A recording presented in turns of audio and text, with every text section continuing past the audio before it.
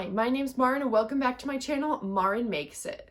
Today I'm here to show you how I reuse my at-home eyelash extensions.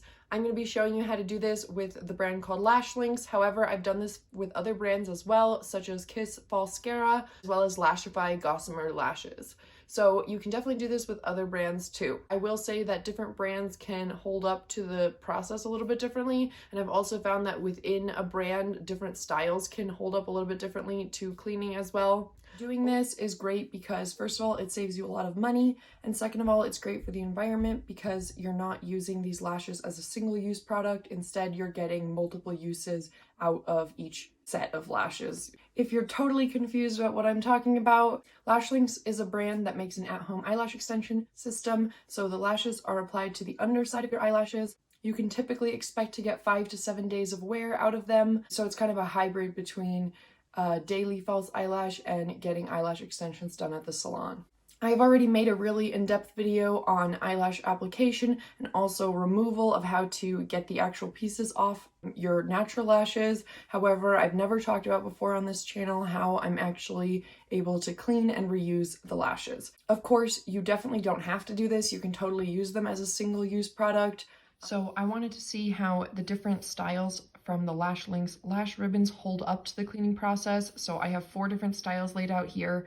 2 of these two are going to be a round fiber and these 2 are a flat fiber. That's the 2 different types of fiber that LashLinx uses for their lash ribbons. So I'm going to be keeping these 2 together as well as these 2 together while I clean them, and so that we can compare if there's any differences in how well they hold up. If you want to learn more about the different lash ribbon styles from LashLinx, I did a full video comparison where I showed all the different styles and tried them on as well. And I'll link that one at the end of this video and also in the comments down below so that you can watch that one next. Alright, so I want to talk a little bit about the things that you're going to need in order to be able to do this at home. So the first thing that you're going to need is isopropyl alcohol. This is also called rubbing alcohol. You can find this at any pharmacy really, Walgreens, CVS, Walmart, and probably the grocery store even. The most important thing to pay attention to here is what percentage is it. So as you'll see on here, this one says 99%. 90% or higher, you'll be totally fine. But when I was first trying to learn how to do this, it was really hard to find cleaning products at that time. And I had tried like 3 different places that day, and it was only one store that even had any isopropyl alcohol at all. So I thought, okay, 70%, like good enough, right? Wrong. So I was basically putting them in the isopropyl alcohol, and in order to leave them long enough in there to dissolve the glue, it was also dissolving the lash band with it. And so I was basically ending up with like a bunch of like little hairs, or like it looked like eyelashes that somebody had literally plucked out and put in water.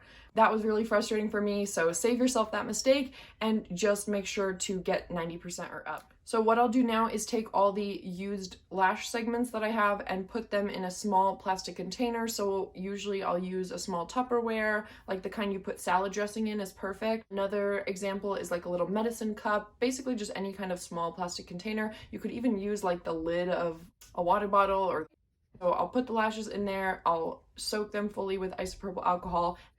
So isopropyl alcohol evaporates really quickly. If you spill any of this on the table while you're doing this, you will notice just how quickly it evaporates, especially if you live at high altitude or if it's winter and the air is really dry. This effect will be even worse. So I would recommend putting something over the top. This doesn't have to be anything fancy. If you're using a small Tupperware container, it could definitely be the lid of that container. That would be perfect. It really just has to be something that's about the same size as that opening of the container. I'm using the lid of a mason jar and the lid of a different Tupperware container that just happened to be about the same size. While they're soaking, if you want to swish the container around a little bit just to move the lashes around a little bit in there, this can help to kind of dislodge some of the glue. You're then going to allow the lashes to soak for 40 minutes. While we're waiting for the lashes to clean, let's talk about some of the other things that you're going to need. So the next thing that you'll want is some kind of paper towel type thing to put on your surface. So you want something absorbent on the table in front of you. I would highly recommend these paper towels. These paper towels are not just cool because they're blue. Blue does happen to be my favorite color, and it does totally match my sweatshirt today, but that's not the only reason they're cool. The real reason these are really useful is that they seem to be lint-free. So you're also going to need something to brush through the lashes in order to help you remove the rest of that glue. So you have the blue paper towel on the bottom, and then you need something to kind of brush through the top of them. And so my first thought here was Q-tips. Q-tips are cheap, Q-tips are disposable, disposable. I don't have to worry about cleaning them afterwards. Sounds like a good plan, right? So with Q-tips, you have that problem with the lint, the kind of fibers from the cotton swabs. So bad plan, bad plan. You don't want to do that. Then I saw a brilliant idea. Someone on YouTube was showing how they did this, and they were using a makeup brush in order to brush through the lashes and get out that glue residue. And I thought to myself, brilliant, like here is the idea. I'm gonna start doing this too. So I went to my case of makeup brushes, I looked in there and I was like, okay, which one of you guys do I use the least? Which one of you guys am I gonna sacrifice in order to be my lash cleaning brush? So I picked one out and I started to use it, and it worked great at first. And then something weird started to happen. Every time I looked at this brush, it kind of like looked like it was changing shape. It looked like the fibers were getting like shorter and shorter and shorter. It's not like fibers were really falling out, but it was becoming less effective because the fibers were getting shorter. And I thought I really thought I was going nuts, you guys. And then I realized I think the isopropyl alcohol is actually dissolving my brush. And I have kept this infamous brush in order to be able to show you guys. So this is the front of my makeup brush now. You can see how the front of it kind of looks really awkward. It kind of looks like when I used to give my dolls haircuts back in the day, and they would end up with really bad hairdos when I would do that because I had no idea what I was doing and I was 5 years old. Well, that's kind of how this brush looks. Anyways, I knew I was onto something here though with the idea of brushing something through the lashes in order to remove the rest of the glue. So this time I was smart. I went to Target and I decided to buy just regular paintbrushes for kids. And see if I could use these, because this way you're not sacrificing one of your makeup brushes again in order to be able to try this again. You're not using a brush that keeps dissolving on you so that you have to keep replacing it. So I decided, let's see if just regular old paintbrushes will work. I bought this 5-pack of paintbrushes for, it was about $4, $4.50 or something like that. There's 5 brushes in here. There was only packs this size or more paintbrushes, so that's the one I bought. You might be able to find something else.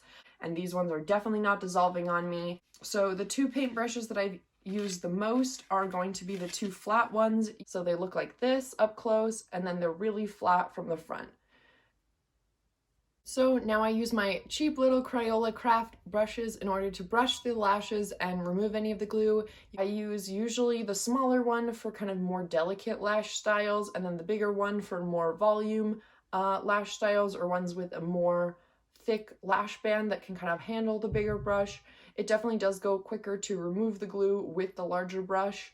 As you can see, what I do with them is I will brush them through the eyelashes in order to get the rest of the glue out. Sometimes I dip the paintbrush back in the isopropyl alcohol in order to be able to apply some alcohol on top as well, especially because it does evaporate really quickly. So the blue paper towel really acts to absorb the glue residue as it's coming off, and also to absorb any of the extra isopropyl alcohol as you brush the lashes against the blue paper towel. The last step is to brush a spoolie brush through the lashes. You want to do this in order to kind of space out the lashes if there's any clumping going on. The way you kind of lay them out to dry now at the end is kind of the way they'll end up. So it's better to brush your spoolie through the lashes before they're laid out to dry, as opposed to trying to fix this later on. These are the V1Bs after 40 minutes. They did not lose any fibers, as you can see, and are still very curled. At 40 minutes, all the LashLinx styles look great and were able to be recovered. I did put them back in order to see if after more time there were any differences between the round and flat fiber styles.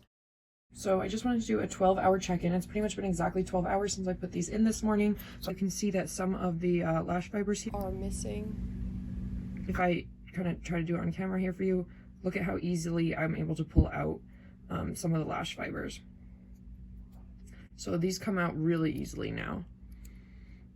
Woo! If I take a look at the N3 after 12 hours, I'm actually surprised. So I can pull out the fibers, but I actually can't pull apart the lash band.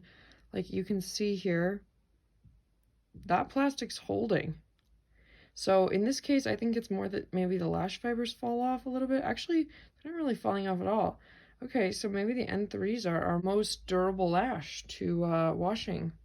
Recently, I discovered another thing that works instead of using a paintbrush. So you can use these right here, these are lip gloss applicators. I could totally see somebody using this for eyeshadow though as well. These are great because they, again, similar to the brushes, they don't generate any lint. It's different than a Q-tip in that way. Sometimes I'll just rewear the same lashes the very next week, in which case I would just wait for these to dry and then I would just reapply the lashes right away. Other times I want to change up the style, or I want to take a day break in between. What I'll do is I'll either put them back in the lash ribbons cases that they came in. The packaging that it comes in is kind of like a Velcro almost, so you can just kind of lay them back on that lash ribbon where they were originally attached. The other option is I have a couple cases here where I have double stick tape in the inside, and I'll just kind of stick the lashes on there in the meantime while I'm not using them. This way though, they are fully cleaned off, ready to go for next time, and you also know with the isopropyl alcohol that they're being sanitized in the process of doing this too, which is really important because, you know, at the end of the day, this is something you're applying really close to your eyes, and you definitely want to be doing that in a way that is sanitary. Anyways, that's pretty much everything I have to say about reusing your lashes. If you found this video to be helpful, consider giving me a thumbs up down below. It really helps YouTube suggest this video to other people who might be interested in this topic. I think it's really cool that this is something that's possible in 2022 to do something similar to eyelash extensions at home, and I would love for more people to find out about this. As always, thank you so much for watching. Bye, YouTube!